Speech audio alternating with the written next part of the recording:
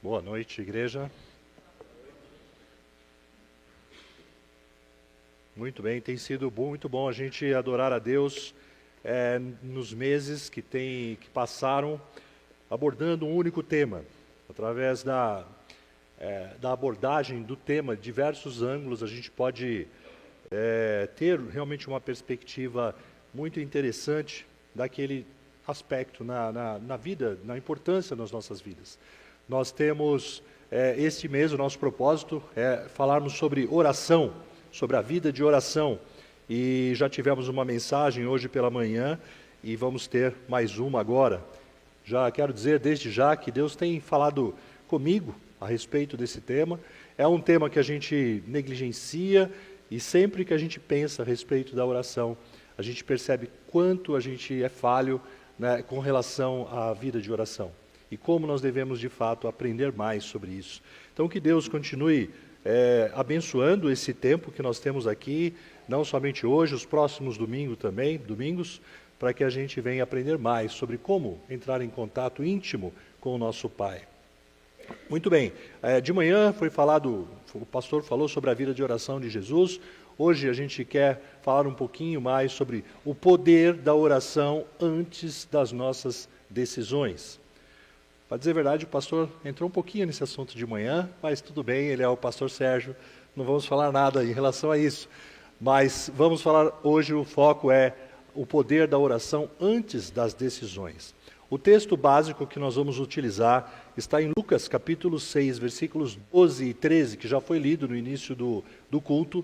Eu quero ler novamente com vocês. Naqueles dias, retirou-se para o monte, a fim de orar, e passou a noite orando a Deus. E quando amanheceu, chamou a si os seus discípulos e escolheu 12 dentre eles, aos quais deu também o nome de apóstolos. Eu vou fazer um comentário daqui a pouco a respeito desse texto, para aprofundar um pouquinho mais, mas antes vamos orar. Santo Deus, obrigado mais uma vez pelas nossas vidas. Neste momento, Pai, nós estamos abrindo a Tua Palavra e necessitamos do Teu Santo Espírito para obter o entendimento do que o Senhor tem preparado para nós. Pai, que possamos usar essa ferramenta de maneira sábia, de maneira que venha honrar, glorificar o Teu nome, sempre que a gente abrir as nossas bocas, sempre que a gente entrar em contato com o Senhor, estivermos diante do Teu trono de graça. Pedimos, Pai, que o Senhor abençoe esse tempo e dê para nós, Pai, a sabedoria de tirar todas as lições que precisam ser tiradas. Que tudo seja para a honra e glória do Teu Filho Jesus Cristo, nosso Senhor e Salvador. Amém. Muito bem, nós temos então aí o texto e é muito comum nós, nas melhores das intenções, com muito boas intenções, nós tomarmos decisões sem consultar a Deus, sem obter a perspectiva de Deus. É muito comum a gente fazer esse tipo de coisa. Porém, nós desde já sabemos que nós estamos cometendo uma falha, porque nós temos a ferramenta, nós podemos utilizar essa ferramenta e devemos utilizar essa ferramenta. Antes eu queria fazer uma ilustração para vocês, contar uma ilustração que eu li no livro O Poder da Esposa que Ora. Livro da Priscila, O Poder da Esposa que Ora, e eu estava olhando, consultando várias fontes para essa mensagem, e eu encontrei essa ilustração no livro, na página 93. A ilustração fala de um marido que queria fechar um negócio. Ele queria entrar num negócio, mas ele não orou e tampouco pediu o conselho da sua esposa. Ele não orou, não pediu o conselho da sua esposa. Ele já tinha um problema porque não orou, e arrumou outro problema porque ele não pediu o conselho da sua esposa. Então ele começou a complicar. Mas o foco aqui não é o conselho da esposa, é importante também, mas a questão da oração. E ao ser questionado pela esposa, ele fez a seguinte colocação, ele fez uma pergunta para ela. Você não confia em que eu tome a decisão certa? Então ele puxou a responsabilidade para si.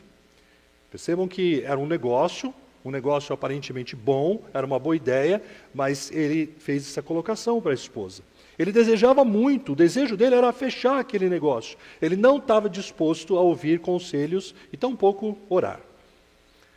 E a esposa, muito temente a Deus, madura, ela, naquela situação, ao invés dela arrumar uma confusão, ela simplesmente procurou a Deus em oração. Ela foi orar, não restava mais nada para ela fazer a não ser orar, porque o marido estava decidido a fechar aquele negócio. E a oração dela foi mais ou menos assim: Senhor, mostra-me se eu estiver errada. Gostaria que esse negócio que o meu marido está entrando desse certo, porque a ideia é boa. Mas se o que estou sentindo for verdade, torne isso claro para ele em tempo de desistir. Mostra-lhe a verdade e feche a porta. Porque no íntimo ela sentia algo errado, ela não sabia dizer o que era. Mas ela não tinha argumentos e o marido não estava muito preocupado com o conselho dela. Ocorreu que na última hora, momentos antes, quando o marido já estava para assinar o contrato, o que aconteceu? Ele percebeu algumas coisas obscuras no negócio, nas cláusulas, e ele se desencantou pelo negócio e desistiu do negócio. E posteriormente, ele reconheceu a sua falha em não orar e também de não pedir o conselho da esposa e veio agradecer pela oração dela. Então percebam que a gente pode dizer, é algo místico, não é simplesmente, não precisamos pensar que seja algo místico que está acontecendo. Realmente, o poder da oração antes de fechar, nós devemos e precisamos colocar diante de Deus a questão de todos não simplesmente para fechar um negócio, às vezes para fazer coisas muito mais simples. Nós temos em mãos uma ferramenta preciosa, a possibilidade de estar diante do trono de graça de Deus, e muitas vezes abrimos mão dessa possibilidade, porque a gente olha simplesmente para nós e não está preocupado com a vontade de Deus. A mensagem de hoje ela está nesse caminho. Nós vamos observar como a gente pode fazer uso da oração de maneira sábia para poder tomar decisões e também as decisões talvez até mais simples do nosso dia a dia. Infelizmente, esse tipo de situação é uma coisa mais comum do que se pensa, a falta de dependência de Deus. Quando a gente toma uma decisão, fecha um negócio ou simplesmente faz alguma coisa sem consultar a Deus, nós estamos colocando a confiança na nossa própria pessoa. Eu não sou dependente de Deus. Eu não estou dizendo que você não é crente, mas eu faço isso também. Mas nós devemos entender que esse tipo de atitude, eu estou dependendo de mim mesmo e não de Deus. Eu tenho que rever este conceito. E esses estudos têm levado a gente a refletir a respeito desse tipo de atitude. O homem, ele, aos seus próprios olhos, como diz o provérbio 21:2, todo o caminho do homem é reto aos seus próprios olhos. Não é a intenção que é ruim, talvez a intenção seja muito boa, mas a gente está percorrendo, talvez, por caminhos que não são bons. E a própria Bíblia diz que o oposto da sabedoria é estutícia, é uma insensibilidade, insensatez, melhor dizendo. O provérbio 28:26 fala, o insensato, ele confia no seu próprio coração, na sua intuição, ele não está preocupado em consultar a palavra de Deus. Como que Deus fala conosco? Através da palavra. E às vezes a gente não está amoldando as nossas mentes à palavra de Deus. A palavra ainda, Provérbios 23:9 fala, o insensato despreza a sabedoria. Ele simplesmente despreza a sabedoria. Quando eu não consulto a palavra de Deus, eu não consulto Deus, eu não oro diante de uma situação como essas, eu estou desprezando a sabedoria que vem do alto. Eu estou confiando na minha própria pessoa. Então, a sabedoria significa aplicar as verdades de Deus à minha vida. Então, nós precisamos compreender que nós temos que depender do Espírito Santo de Deus. E nós temos esta ferramenta. Todo aquele que aceita Cristo como Senhor e Salvador da sua vida, ele tem o Espírito Santo habitando em si. E ele tem a capacitação, ele pode, através do sangue de Cristo, e através da capacitação do Espírito, entrar em contato com Deus através da oração. E por que nós não é sábio nós não usarmos esta ferramenta? Então eu voltei aqui para o texto original, eu queria, antes de mais nada, dizer o que estava acontecendo. Quando a gente lê esse texto de Lucas capítulo 6, por que Jesus, ele naqueles dias retirou-se para o monte a fim de orar e passou a noite orando? Por que o nosso Senhor, ele passou uma noite orando? A pergunta é o que estava acontecendo para que ele orasse antes que ele escolhesse aqueles 12 homens, aqueles discípulos, aqueles apóstolos. Geralmente, quando a gente vê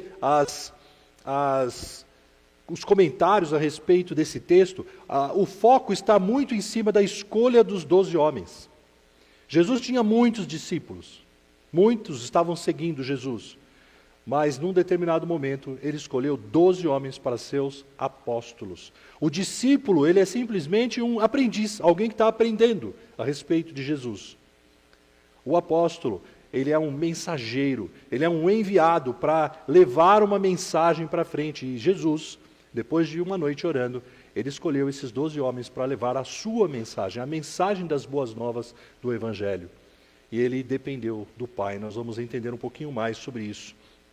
E a pergunta é, por que ele passou essa noite orando? E quando a gente olha para o início do capítulo 6 de Lucas e os capítulos anteriores, a gente percebe que Jesus, ainda no princípio do seu ministério, ele começa a fazer muitos milagres. Ele começa a curar pessoas, ele começa a tirar pessoas, a fazer milagres de multiplicação. Ele permite que homens experimentem a graça de Deus. E isso começa a incomodar fortemente os escribas e os fariseus. E eles começaram a se incomodar de forma muito grande com os sinais que Jesus vinha fazendo. E eles começaram a perseguir Jesus. E começaram a se incomodar com toda aquela popularidade que ele estava chamando para si. E também, nos versículos anteriores, a gente percebe que ele havia curado um homem e ele havia permitido que os seus discípulos colhessem espigas e comessem, e tudo isso num dia de sábado. E aqueles homens, os fariseus, eles estavam buscando então, passaram a buscar uma oportunidade para matá-lo. Jesus, como Deus, começou a ficar angustiado com aquela situação. O versículo anterior, o versículo 11, fala, eles, os escribas e os fariseus, eles se encheram de furor e discutiam entre si quanto ao que fariam com Jesus. Então Jesus já estava compreendendo que o seu ministério estava se complicando. E como Deus, ele sabia o que estava pela frente.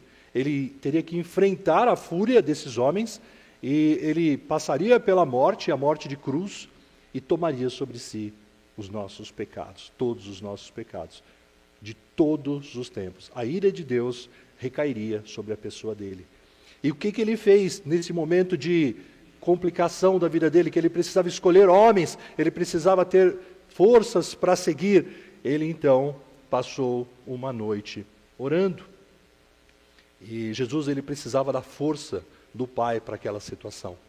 Ele não queria passar por aquela situação sozinho. Ele buscou a força. Será que nós estamos no nosso dia a dia, diante das nossas dificuldades, nós estamos buscando a força de Deus para enfrentar as lutas? Percebam que esse homem, 100% Deus, Jesus, ele foi buscar no Pai a força para enfrentar as lutas do dia a dia.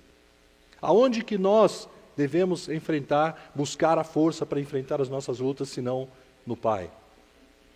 Jesus, ele precisava de orientação, ele precisava da capacitação, ele precisava escolher homens, ele sabia o plano que estava pela frente.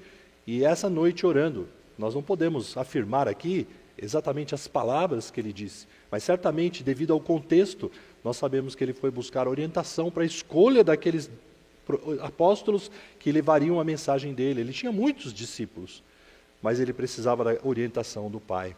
E ele precisava também de sabedoria para escolher esses mensageiros que levariam a mensagem. Então, a continuação da narrativa do Evangelho vai mostrar para a gente que, os versículos seguintes diz que ele desceu, ele escolheu, chamou os seus discípulos, escolheu 12 homens, e a partir daí ele começou a treinar incessantemente esses homens até o final do seu ministério, até o dia que ele morreu, ressuscitou, ascendeu aos céus, e os homens então treinados capacitados pelo Espírito Santo, passaram a levar a obra para frente. Agora, a beleza da palavra de Deus, quando a gente vê, entende, compreende, a beleza da palavra, ela fala conosco, ela nos constrange. Ela nos constrange a fazer uma reflexão, a olhar para as nossas próprias vidas e questionar, falar, se Jesus sendo Deus, ele passou uma noite orando para tomar decisões, é óbvio que eu, como discípulo de Jesus, preciso fazer também. Eu preciso também depender de Deus nas minhas atitudes do dia a dia, no meu dia a dia, nas minhas decisões. Então, com base nesse contexto, eu queria ver com vocês 3 razões para nós orarmos antes de tomar decisões. A primeira razão é que a oração é um grande privilégio que nós temos. É um privilégio. E o privilégio é uma vantagem que uma pessoa tem em relação a um outro grupo, em detrimento de uma maioria, uma regalia que você tem. Então a oração, ela é um grande privilégio do crente.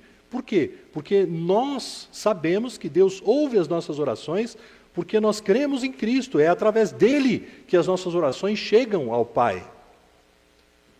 Então pense num privilégio, por exemplo, de um grupo como um grupo que pode usar uma sala VIP no aeroporto. É um privilégio? Sim. E você tem esse privilégio porque você adquiriu de alguma maneira, talvez pelo seu cartão de crédito. A oração é um privilégio para um grupo específico denominado Filho de Deus. Aqueles que creram em Jesus como o Salvador de suas vidas. Os crentes, eles são privilegiados, eles podem entrar na presença de Deus livremente. Isso não ocorreria, não aconteceria pelos nossos próprios méritos ou esforços. Não teria essa condição. A única maneira de nós nos achegarmos ao trono de graça de Deus através de Jesus Cristo. Então, a oração é um grande privilégio que nós temos. E nós precisamos compreender o que é a oração, como orar e o que significa de fato tomar as decisões. Nós vamos falar um pouquinho mais do alinhamento de mente entre a nossa mente imperfeita e a mente perfeita de Deus. Nosso Deus perfeito e santo, ele não convive com o pecado. De forma alguma ele convive com o pecado.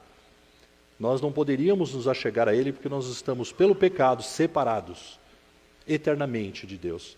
E a única maneira de nos achegarmos a Deus é através de Jesus Cristo, do plano perfeito dele. Aceitarmos o sangue de Cristo, aceitarmos o sacrifício dele, crermos que Jesus é Deus, que morreu, ressuscitou e assumiu a culpa pelos nossos pecados. Quando a gente faz isso, a gente está obtendo acesso ao trono de graça de Deus.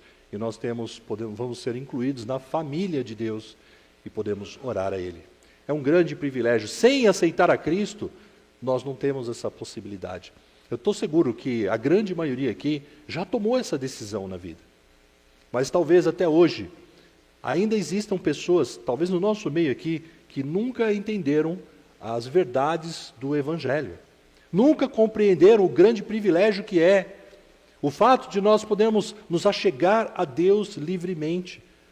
A nossa mente é tão imperfeita que a gente mal consegue compreender isso. E a gente tem, muitas vezes, o Evangelho como algo místico, algo que talvez não seja bem assim, ou que há um certo exagero, mas não é nenhum exagero. Nós estamos simplesmente separados de Deus. O homem sem Cristo, ele está separado de Deus por causa do pecado. E para que você tenha acesso, você precisa aceitar a Cristo. Então, desde já eu pergunto para você, será que você ainda precisa fazer uma decisão para Cristo, para aceitar Cristo na sua vida, como Salvador da sua vida, como pagador do seu pecado, para que você tenha acesso ao trono de graça de Deus? A oração é um grande privilégio do crente. Somente por causa dele nós temos esse privilégio. 1 Timóteo 2,5 fala: há um só Deus e um só mediador entre Deus e os homens, Cristo Jesus, homem. Somente Jesus, o Deus homem, ele é capaz de unir novamente Deus e o homem. Aquilo que estava separado por causa do pecado, Cristo uniu novamente. Portanto, nós temos o privilégio do acesso ao Pai livremente por causa do nome de Cristo. Nós podemos orar em nome dele. E esse é exatamente o segundo privilégio. Os crentes são privilegiados porque eles podem orar no nome de Jesus. Nós temos acesso ao Pai por causa de Jesus e podemos orar em nome de Jesus. Esse é mais um privilégio e que significa que o nosso pedido é entendido por Deus como se fosse do próprio Filho, como se fosse de Jesus. Quando nós oramos em nome de Jesus, o nosso pedido de oração chega a Deus como se fosse pedido de Jesus. Agora precisamos compreender algumas coisas aqui. Nós temos alguns exemplos na Bíblia. Nós não temos uma oração, um modelo de oração na Bíblia que fale que no final você é obrigado a colocar em nome de Jesus, amém. Mas nós temos algumas citações que mostram que quando os seus apóstolos oravam em nome de Jesus, eles estavam orando no caráter e na autoridade de Jesus. Por exemplo, se você olhar na sua Bíblia, em Atos capítulo 3, versículo 6, ali Pedro está orando, ele ordena a um coxo, ele cura um coxo. Ele fala, em nome de Jesus Cristo, anda.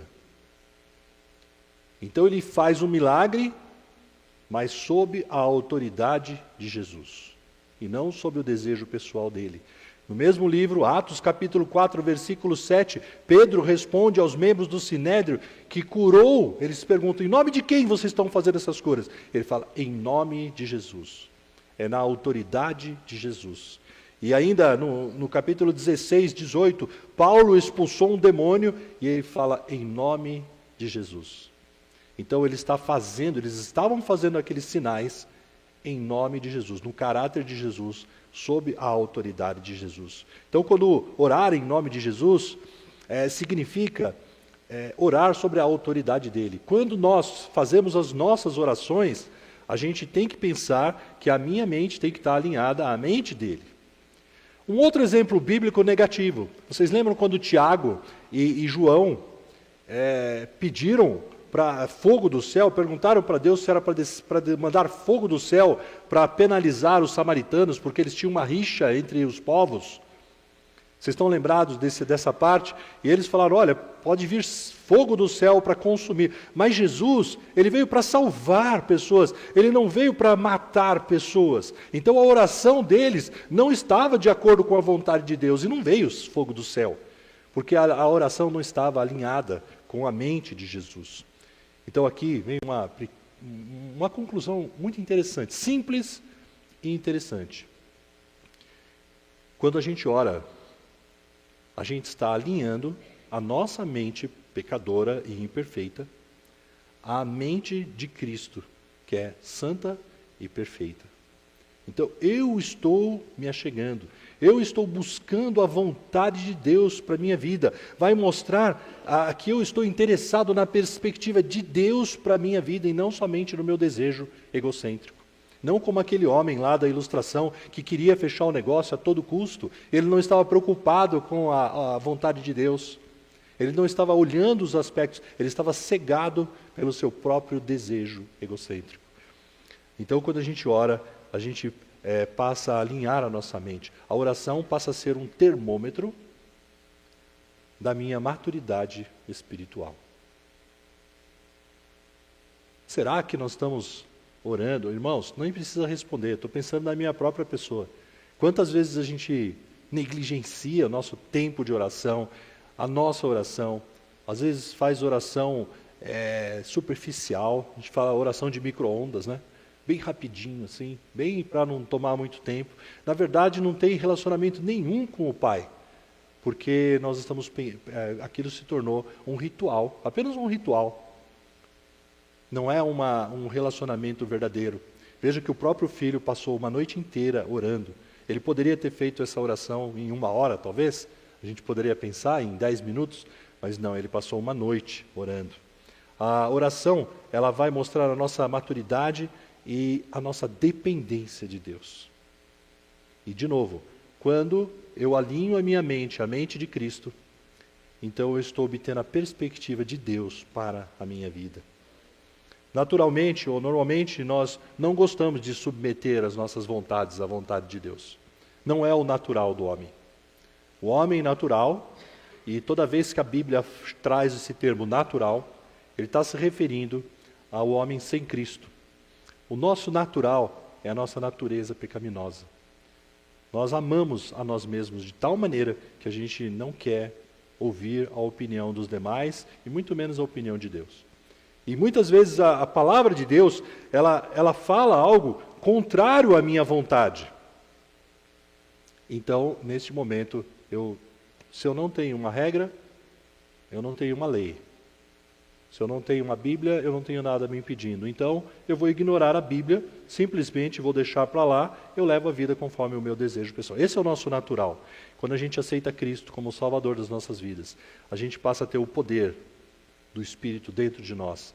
E a gente precisa alinhar a nossa mente à mente de Cristo.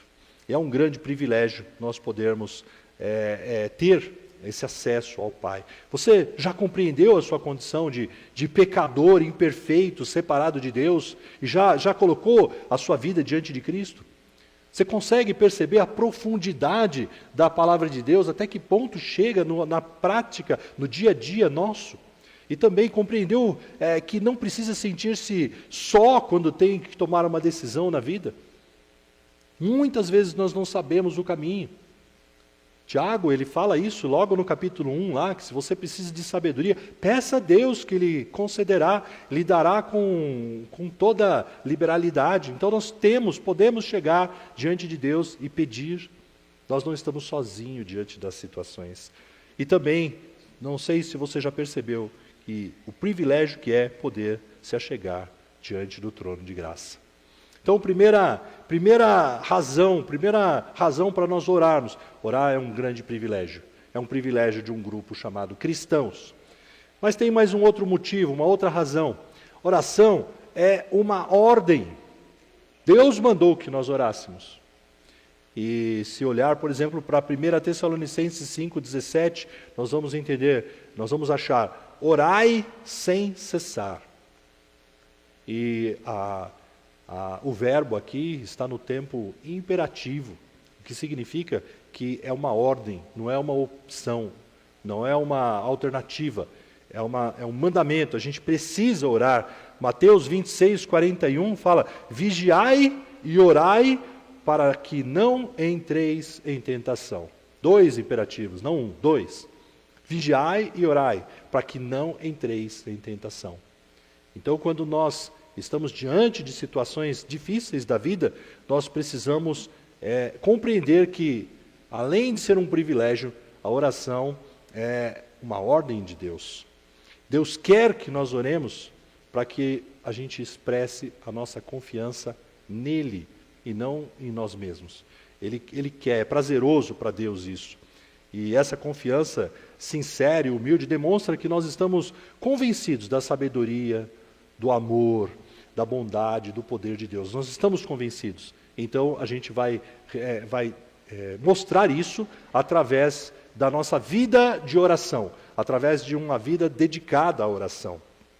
E, de novo, não se trata de um ritual repetitivo de palavras vãs. Não é o caso de um ritual repetitivo. Nós precisamos pensar em cada palavra. E a oração, então, ela vem no sentido de uma comunicação pessoal, íntima com Deus.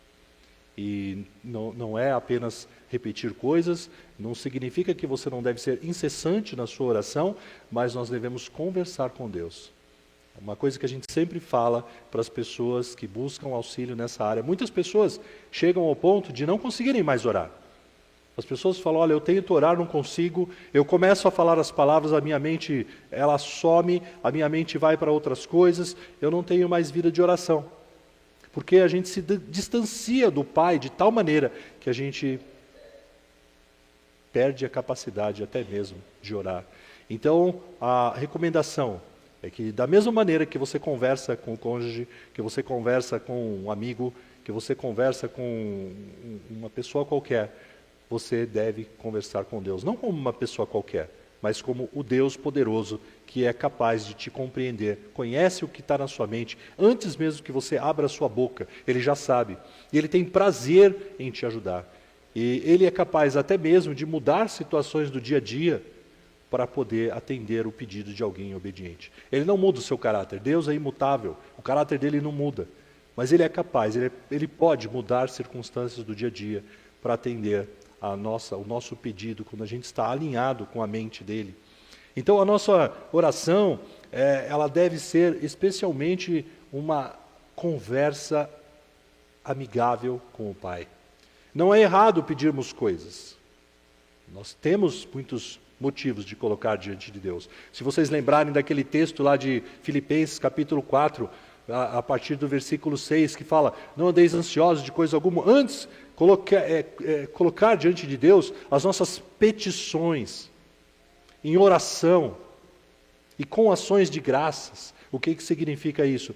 Eu vou pedir e agradecer. Por que eu vou pedir e agradecer? A ação de graça que está naquele contexto é o agradecimento. Por quê? Porque Deus é bom, e seja qual for a resposta dele, ela é boa. Não quer dizer que ela tem que ser de acordo com a minha vontade. Então, pedir não é errado, mas nós temos que, especialmente, quando a gente ora, a gente tem que reconhecer que Ele é o Deus poderoso, Ele é o Deus criador, Ele está no controle de todas as coisas, é a vontade dEle que deve prevalecer sobre as nossas vidas. De novo, a gente cita o modelo de oração ensinado por Cristo. Pai nosso que estais nos céus, santificado seja o teu nome, venha o teu reino, seja feita a tua vontade. Seja feita a tua vontade, assim na terra como nos céus. Só a gente pode entender o modelo de oração, mas quando se trata de vontade, a gente costuma colocar a nossa na frente. E isso é a causa de muitos problemas. A consequência de nós alinharmos as nossas mentes cria com Deus algo chamado unicidade. A mesma maneira de pensar. É importante essa palavra. Eu vou tomar a decisão baseada na vontade soberana de Deus. Por quê? Porque a minha vontade foi alinhada à vontade de Deus, eu criei uma unicidade com Deus. É a mesma maneira de pensar sobre os assuntos. Então, isso vai fazer com que obtenha as bênçãos de Deus. Mateus 21, 22 fala: tudo quanto pedirdes em oração, crendo, recebereis. E Efésios 3:20, Deus, a palavra Deus não está lá, mas está se referindo a Deus, é poderoso para fazer infinitamente mais do que tudo quanto pedimos ou pensamos. Ele é poderoso para fazer aquilo que a gente pensa e até mais do que aquilo que a gente é capaz de pensar.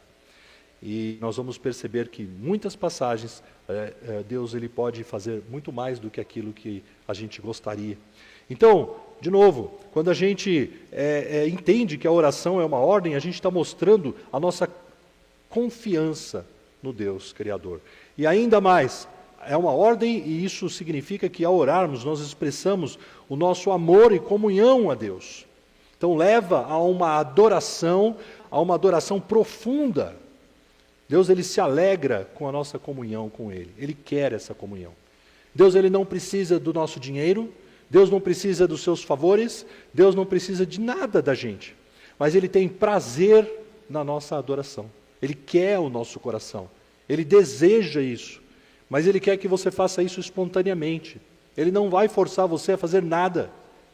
Ele permite que você tome decisões. Ele te dá algo chamado arbítrio. Então você pode tomar uma decisão ou outra decisão, mas Ele gostaria, Ele espera, Ele tem prazer em que você alinhe a sua mente a dele e tome decisões no sentido de agradá-lo. Então a gente tem muitos motivos que nós devemos considerar nas nossas orações, mais do que simplesmente petições. Louvar a Deus pelo seu caráter, pela sua bondade, pela sua misericórdia. Agradecer a Deus pela sua benevolência, pela sua graça, pela vitória sobre a morte, pela nossa criação. Agradecer a Deus, confessar os nossos pecados e pedir perdão pelos nossos pecados. Percebam quantas coisas a gente pode pedir e conversar com Deus, interceder pela necessidade dos outros, Quantas necessidades nós temos ao nosso redor, irmãos precisando de cuidados na área de saúde, passando por problemas financeiros, outros com problemas emocionais, outros com medo, com preocupação, com depressão, tantas necessidades. E geralmente a gente foca a nossa oração de maneira egoísta na nossa própria pessoa. A gente não dedica tempo para interceder pelos outros. Também podemos pedir por sabedoria para enfrentar dificuldades da vida. Nós temos muitas dificuldades. E pode pensar, não, a minha dificuldade é pequena.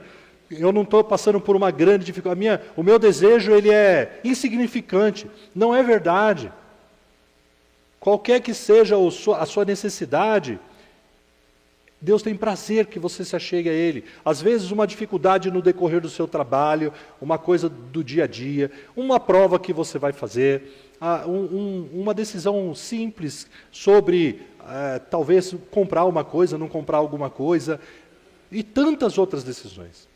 A gente tem o poder, a gente tem a capacidade e tem a abertura para se achegar diante do trono de graça e pedir para Deus nos ajudar a resistir, talvez, às situações que a gente está com dificuldade para resistir. E tantos outros motivos. Então a oração ela é um privilégio. A oração é uma ordem de Deus. E ela é também uma necessidade. A oração, ela simplesmente dá vida para o nosso relacionamento com Deus. É uma necessidade. O crente que não tem vida de oração, ele está com o seu relacionamento morto, adormecido. A gente costuma usar a palavra vital, que vem de dar vida. A oração ela dá vida para o nosso relacionamento com Deus. E quando eu compreendo a profundidade disso e realmente alinho a minha mente, eu vou ter uma vida fervorosa ao lado de Deus. Aqueles 12 homens escolhidos para serem apóstolos, eles eram pessoas simples. Eles eram muitos pescadores, tinham um cobrador de impostos, alguns possuíam temperamento explosivo, eles não tinham parentes influentes. O único mérito deles era que eles creram em Jesus como Salvador. Não tinha mérito algum, todo o mérito era do Pai.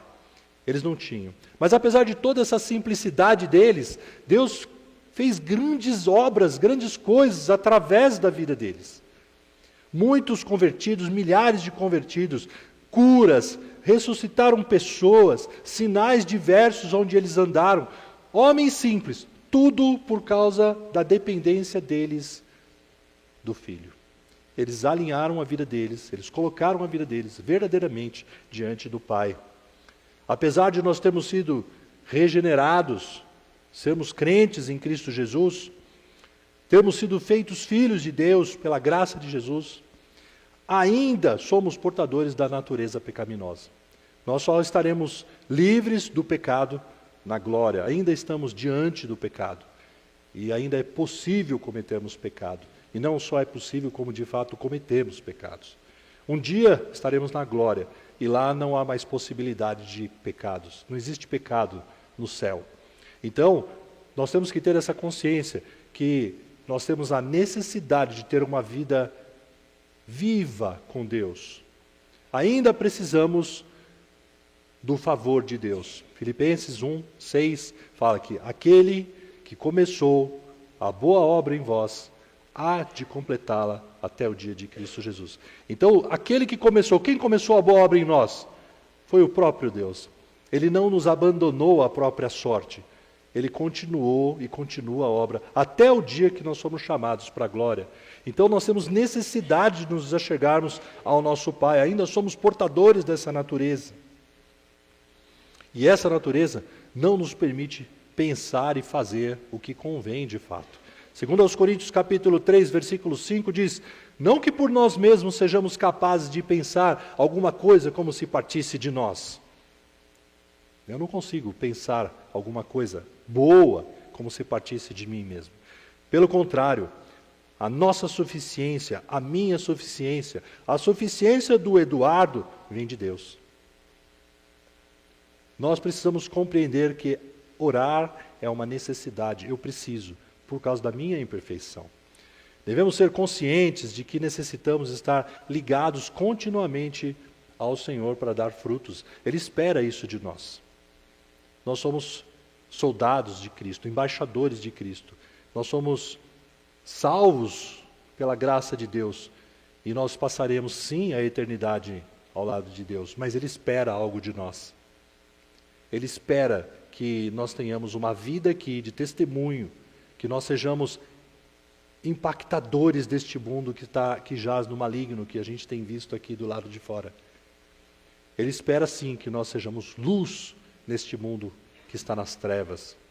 Ele espera que a gente ande, que a gente dê frutos espirituais através do nosso relacionamento verdadeiro com Deus. E ainda mais um ponto a se destacar: a oração nos faz caminhar na presença de Deus. Quando eu estou realmente dedicado a ter uma vida de oração, ela vai me fazer andar no caminho de Deus. E a palavra de Deus, ela compara muitas vezes o povo de Deus a ovelhas. E as ovelhas, elas são frágeis, elas necessitam de cuidado para viver. Elas têm uma visão curtinha, elas não enxergam praticamente nada, elas não percebem o perigo à volta, elas não têm senso de direção, elas se perdem facilmente. As ovelhas são animais que a gente poderia falar aqui, entre aspas, bobinhos. Elas são frágeis, elas são dependentes do seu pastor. E o ser humano, quando tenta viver longe dos caminhos do Senhor, ele é como essa ovelha cega, que ela não tem noção do perigo e ela se perde facilmente, ela fica totalmente vulnerável, inclusive ao seu aspecto emocional, porque ela não tem nenhuma força para lutar. Então, esse tipo de conclusão a gente chega que nós precisamos, é uma necessidade nós caminharmos ao lado de Deus. E isso a gente vai conseguir pela própria oração. Jesus, o nosso exemplo supremo, sempre Jesus é o nosso exemplo supremo. Ele esteve aqui e mesmo sendo Deus, ele teve uma vida exemplar de oração. A gente percebe muitas passagens na Bíblia onde Jesus estava orando, estava mostrando a necessidade dele para o Pai.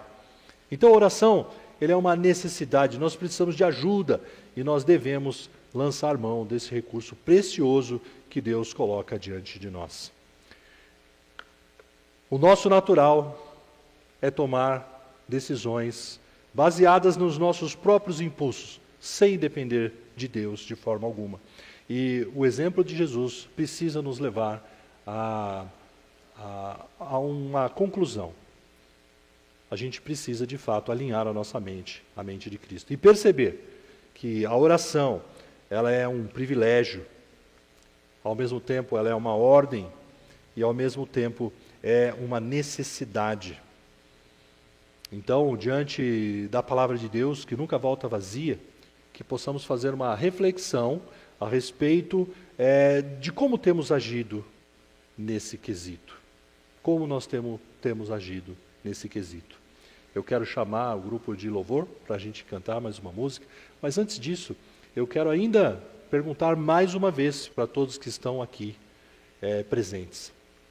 Esse privilégio que nós temos de nos achegarmos ao trono de graça e orarmos em nome de Jesus Cristo, ele é exclusivo para aqueles que entregaram a sua vida para Jesus Cristo.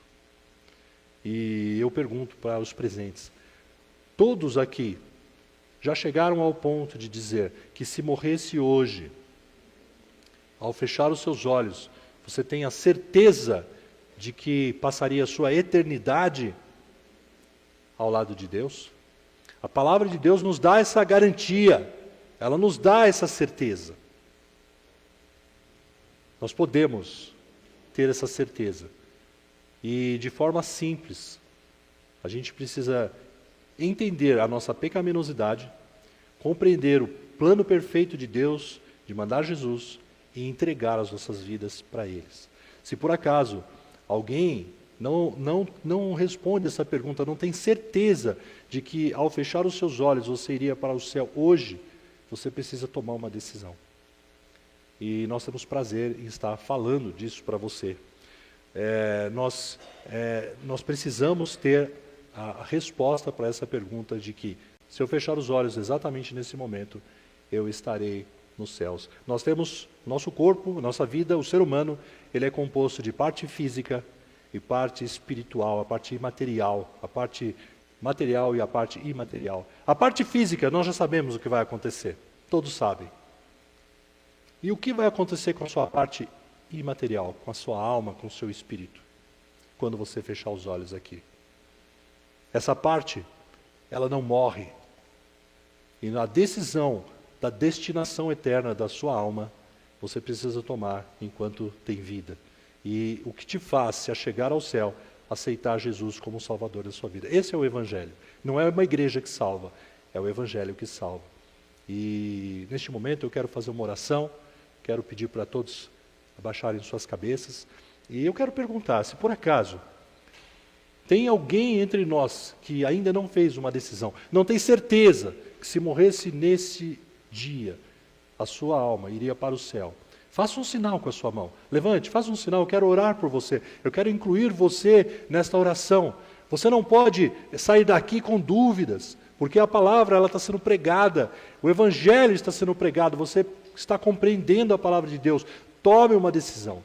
Se não há ninguém, nós vamos orar para que o nosso Deus, Ele também continue agindo nas nossas próprias vidas. E nós, cristãos, possamos nos alinhar a nossa mente à mente de Cristo. Mas não saia daqui com dúvidas. Se você tem ainda uma dúvida, me procure no final deste culto, procure um diácono ou os outros pastores, nós temos prazer em ajudar você. Amado Deus, ó Pai, como é bom poder estar diante do Senhor. Pai, nossa mente falha, não consegue compreender. Mas a Tua palavra nos garante que, por causa do sangue de Cristo, a nossa decisão de confiar no sangue de Cristo, neste momento as nossas palavras chegam até o Senhor. E nós queremos agradecer, porque temos a salvação, temos a Tua presença no nosso dia a dia, e podemos adorá-lo, Pai, aqui juntamente com os nossos outros irmãos, livremente. Eu sempre gosto, Pai, de agradecer pelo fato de morarmos num país livre, que podemos adorar o Senhor sem embaraços. Ó Pai, ajude-nos a transformar as nossas mentes. Ajude-nos a modificar o nosso relacionamento de oração com o Senhor. E em especial, se alguém aqui, Pai, não tem certeza da sua destinação espiritual, que ainda hoje faça essa decisão e tenha o privilégio, tenha o grande benefício da vida eterna ao teu lado. Eu oro agradecido em Jesus, que é o nosso Senhor e Salvador. Amém.